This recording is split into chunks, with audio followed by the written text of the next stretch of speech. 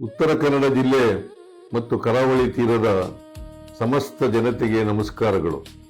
ಕನ್ನಡ ನೆಲದ ಸಾಂಸ್ಕೃತಿಕ ಹೆಮ್ಮೆ ಆಗಿರುವ ಕರಾವಳಿ ಉತ್ಸವ ಡಿಸೆಂಬರ್ 22ರಿಂದ 28ರವರೆಗೆ ಉತ್ತರ ಕನ್ನಡ ಜಿಲ್ಲೆಯ ಕಾರವಾರದ ರವೀಂದ್ರನಾಥ್ ಟ್ಯಾಗೋರ್ ಕಡಲ ತೀರದಲ್ಲಿ ಜರುಗಲಿದೆ.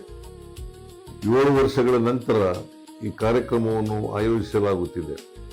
ಕಾರ್ಯಕ್ರಮದಲ್ಲಿ ರಾಷ್ಟ್ರ, ರಾಜ್ಯ ಹಾಗೂ ಸ್ಥಳೀಯ ಸುಪ್ರಸಿದ್ಧ ಕಲಾವಿದರು ಕಲೆ ಸಂಸ್ಕೃತಿಯನ್ನು ಪ್ರದರ್ಶಿಸಲಿದ್ದಾರೆ.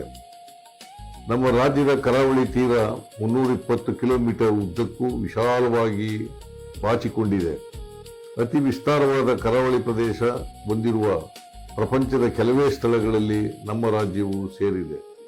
ಉತ್ತರ ಕನ್ನಡ ಸೇರಿ ಉಡುಪಿ ಮತ್ತು ದಕ್ಷಿಣ ಕನ್ನಡ ಜಿಲ್ಲೆಗಳನ್ನು ಒಳಗೊಂಡ ಕರಾವಳಿ ತೀರ ಪರಿಸರ ಪ್ರವಾಸೋದ್ಯಮ, ಆಧ್ಯಾತ್ಮಿಕ ಪ್ರವಾಸೋದ್ಯಮಕ್ಕೆ ಫಲವತ್ತಾದ ಪ್ರದೇಶವಾಗಿದೆ. ಕರಾವಳಿ ಜನ ಸಮುದಾಯಗಳ ಕಲೆ, ಸಾಹಿತ್ಯ, ಸಂಸ್ಕೃತಿಯನ್ನು ಬಿಂಬಿಸುವ ಉತ್ಸವ ಈ ಕರಾವಳಿಯ ಉತ್ಸವವಾಗಿದೆ.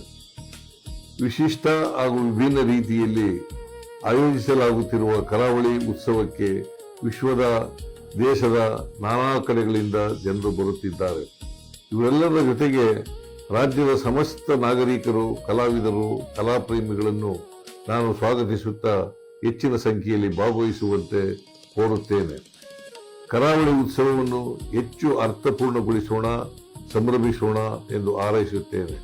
ಕರ್ನಾಟಕ ಸರ್ಕಾರವು ಕರಾವಳಿ ಪ್ರವಾಸೋದ್ಯಮವನ್ನು ಉತ್ತೇಜಿಸಲು ಪ್ರತ್ಯೇಕ ನೀತಿಯನ್ನು ರೂಪಿಸುತ್ತಿದ್ದು, ಕರ್ನಾಟಕ ಟೂರಿಸಂ ಪಾಲಿಸಿ 2024-29 ಅಡಿಯಲ್ಲಿ ಕರಾವಳಿ ಪ್ರದೇಶದ ಅಭಿವೃದ್ಧಿಗೆ ಒತ್ತು ನೀಡಿದೆ.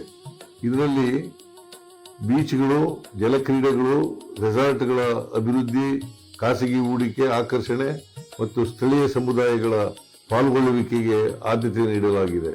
ಕರಾವಳಿ ಅಭಿವೃದ್ಧಿ ಮಂಡಳಿ ರಚನೆ, ಡಿಜಿಟಲ್ ವೇದಿಕೆಗಳ ಅಭಿವೃದ್ಧಿ ಮತ್ತು ಸುಸ್ಥಿರ ಪ್ರವಾಸೋದ್ಯಮಕ್ಕೆ ಪ್ರೋತ್ಸಾಹ ನೀಡುವುದು ನಮ್ಮ ಗುರಿಗಳಾಗಿವೆ.